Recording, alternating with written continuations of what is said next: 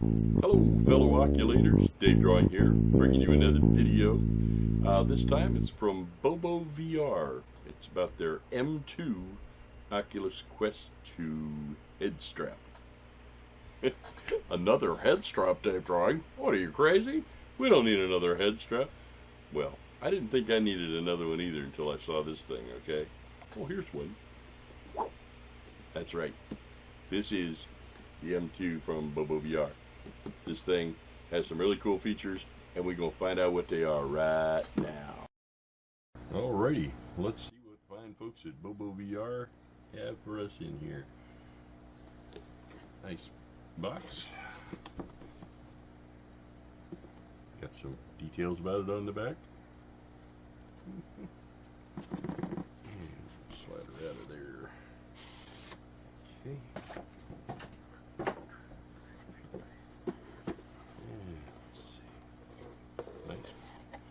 Hinged lid there. Alright, what do we have? We've got, I would say that is the top strap unattached. I think it's probably a good indicator of whether you're going to want to use it or not. Not sure, but it's there if you want it. And here's what baby now. Okay, some papers under there, but we're just looking at the unit. Okay. The protective wrapper.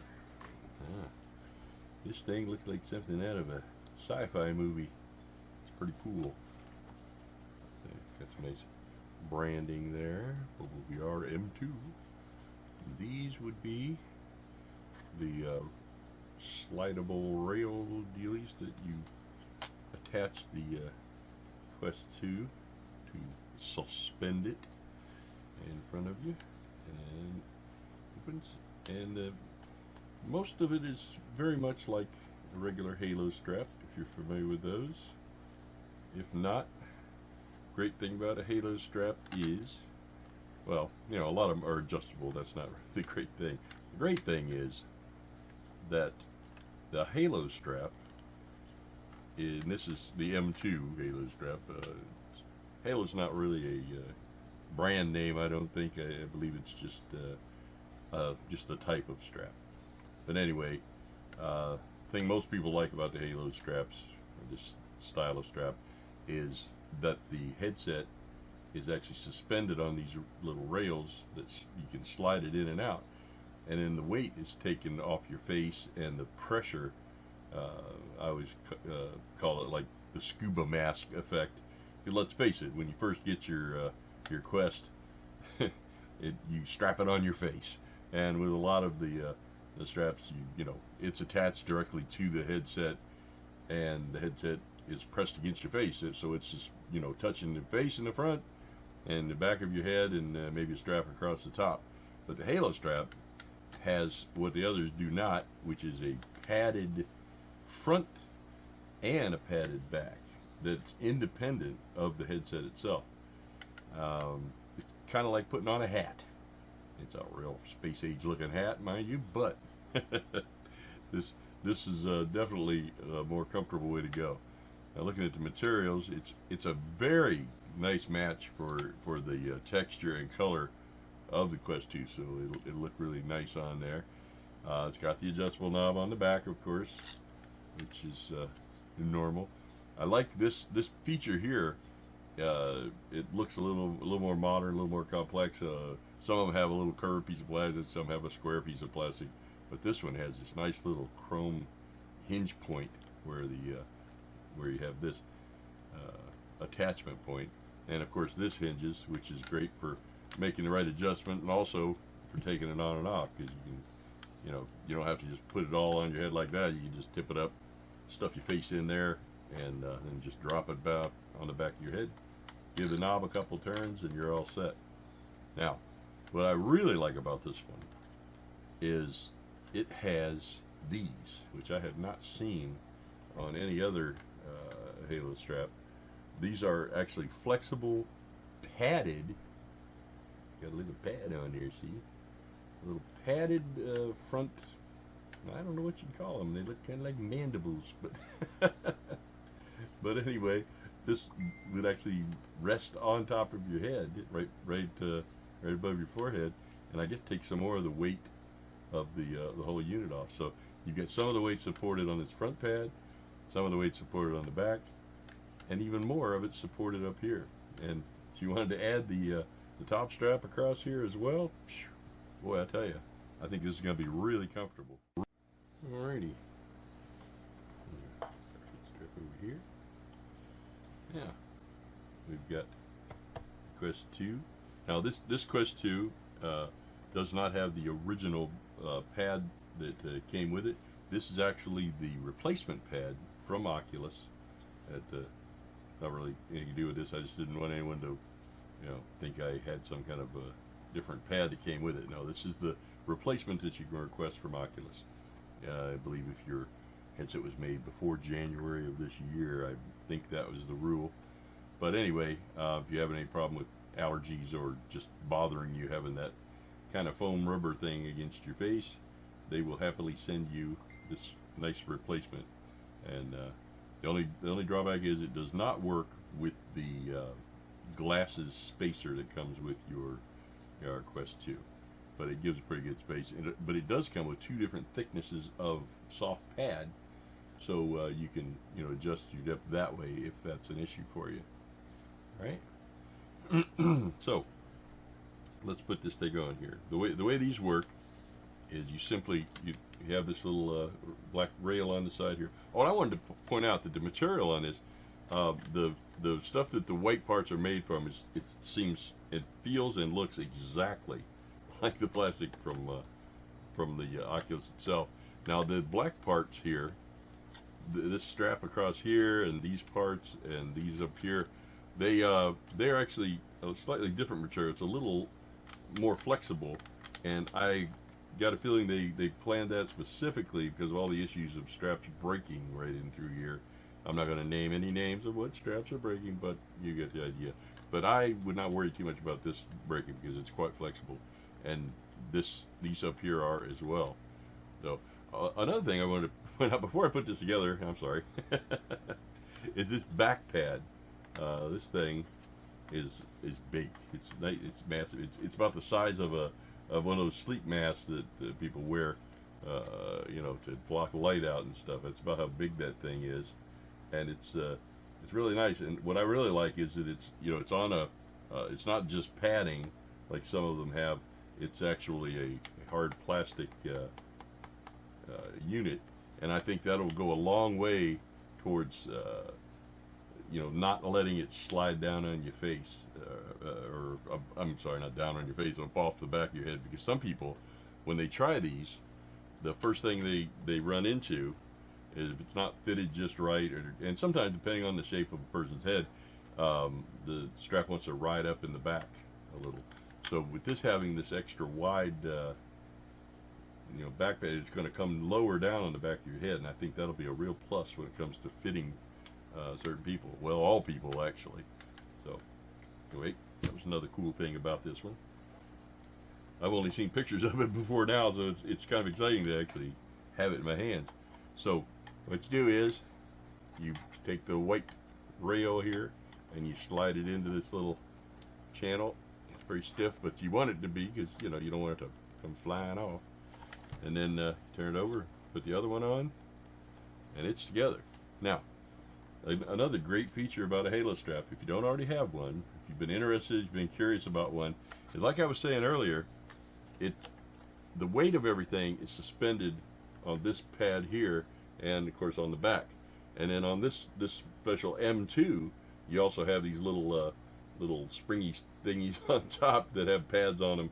So you're going to have 4 individual points on your noggin that are going to be taking up all the weight and everything of this 1.2 pound little baby right here. That's what the Quest itself, just the headset, weighs by itself, is 1.2 pounds. So when you think about that, that leads us to other questions like counterbalance and things like that. But that's another video. So you get that on there, and what I always suggest for fitting now, and I've got a video about fitting a halo strap, and everything on that video will apply to this.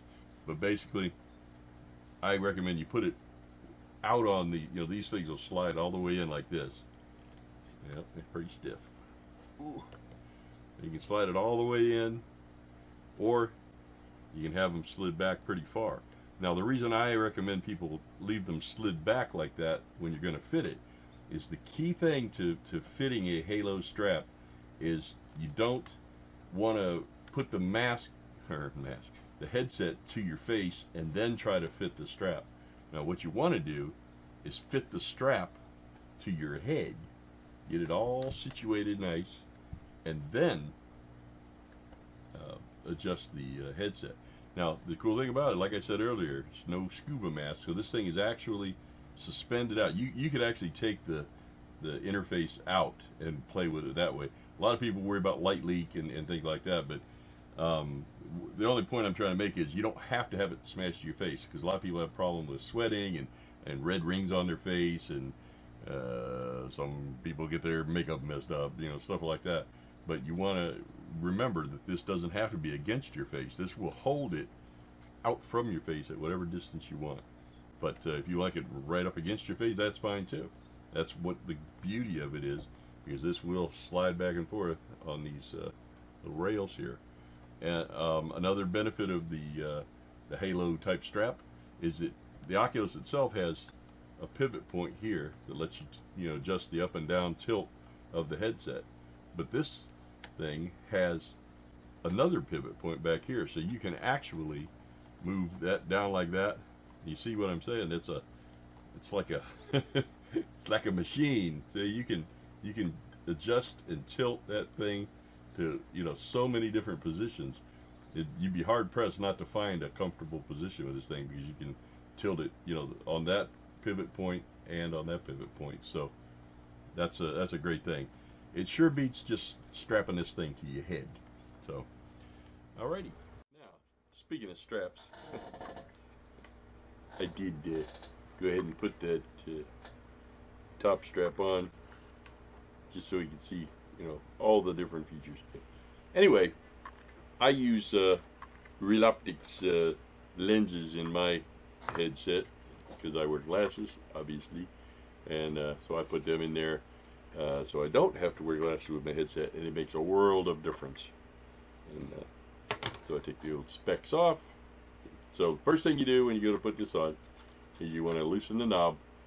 Maybe not all the way. I have a massive noggin, so I have to loosen it all the way. And it also goes down for very small noggins too, which is like like that small, and that's small enough. Anyway. Well, like I said, I keep it adjusted all the way out for the first fitting, like on the rails here. You leave it slid out, then you tip it a little bit so that it's well all the way. You see there's a big gap there, and it won't be normally. But like I said, to fit it, you don't want to put this on your face and then adjust the strap. You want to adjust the strap to your head and then fit the thing on. So, put it on. And you want to settle the strap on the back and the strap on the front. I have this top strap loosened all the way because I'm not sure where I want to have it. And once it feels good on the back and on the front, you tighten that knob however many turns is necessary. And you can see the headset's not even up on my face because I kept it away, and there's a lot of space in here, see?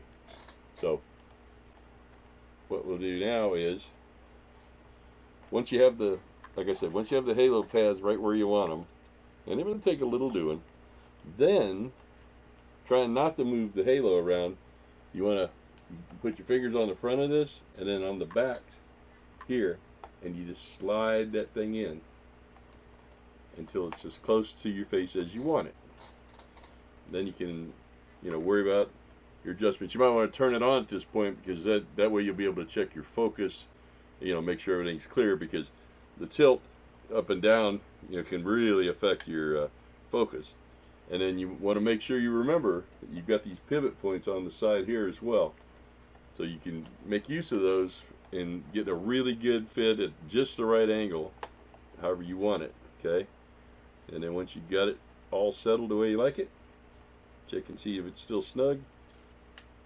Give it a little bit more of a tighten. And there it is. That is how you fit it. It's real simple.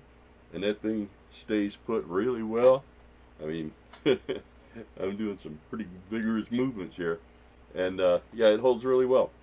So I think it's very comfortable. And like I said, that extra large pad on the back definitely you know, rides, it makes the whole thing ride a little lower on the back of your skull, and that's going to hold it in place a little bit better too. Yep. So all in all, I'd say that's a win right there. Feels good. You don't have to have it that tight, and if you have a little, like some people have an issue of fogging up and stuff, or you just get a little, it just gets a little tight in there, and it just, you know, you want to get a little air. All you got to do is hook your thumb behind your headset, put your finger in front of this little guy, and just give it a little pull out. Okay, you can do it from back here too. So you just grab the front of this and the back of the headset, and you can push it out away from your face and actually give yourself a little bit of an air gap under there, which I really like, because that lets some air in there if it starts getting a little foggy. And it still stays right where it was, because it's not being held in place by the headset, you know, on your face. It's being held by this top and this back strap. And it has these cool little extra doodads on the top that rest on your head. And as you can see, that strap, I don't even have it tightened at all. I'm going to see if it even, I mean, at this point, it's superfluous. It has no need to have that at all, in my opinion. So I'm going to remove it, which is a real simple thing, because the world we live in is Velcro and more Velcro. So there it is. You got your little top mandibles, I guess that's what I'm going to call them now, with a little pad. You got a pad on your forehead, and you got a big pad on the back that comes all the way down to here on your head. And I don't think you can beat this thing for comfort, wearability, adjustability, and it's really good quality. Like I said, the parts that are prone to break on other straps, they've even made them of a different material, and I think that's a big plus too. So, oh yeah, and you can do this, which is very handy. You want to check your phone, no problem. You want to take a little drink, it's not a problem, because you can look around, talk to your kids, talk to your cat, take a drink, and you're not affecting anything. And it doesn't even go to sleep, because your sensor is still seeing that it's on your head. And I mean, it doesn't tip all the way up out of the way like a welder's helmet or something, but it does tip out of the way enough where you can look around. Like I'm looking at you. So that is the way you fit it. And the way I take it off is loosen the knob slightly. The whole thing just lifts right off your head. And put specs back on so I can actually see. There we go. And to put it back on, you can put it back on the same way, or I usually like to tilt it like that. Tip it up on its handy little hinges on the side. You just put it to your face, drop it back down. Alright, that's all there is to it, really. The only thing I will miss about the top strap is that's usually how I carry it around. But I think I can adapt. Now, remember, I have other videos on my Facebook groups and here on my YouTube channel about various different things, and I'm pretty sure if you've ever seen my perfect rig video, is what I called it, because a lot of people see all the different things that we have on our RC. Mine's stripped down for the purposes of this video, but I normally have silicone muffs, big battery pack, cable for running power to the, you know, to keep the headset charged and so on. But if you want to find out about any more of those, you know, just kind of peruse my channel and you will find them. And I'm adding more stuff all the time, and I hope you'll like my my video, like my page, like my channel, like all my stuff. I'm Dave Drawing everywhere, Facebook, YouTube. Well, that's everywhere for me. I was thinking of games and things. I'm Dave drawing in the games and apps that I use on the Quest 2. And anyway, I'd appreciate any subscribes, likes, follows, whatever terms they've got out there, because well, I like to see my numbers rise. It means people are still interested, and I'll just be able to keep on making some content that will hopefully entertain you a tiny bit, and most definitely educate you a little bit in how to make your VR experience a little bit better. So, Dave Drawing, signing off, and I'll see you next time.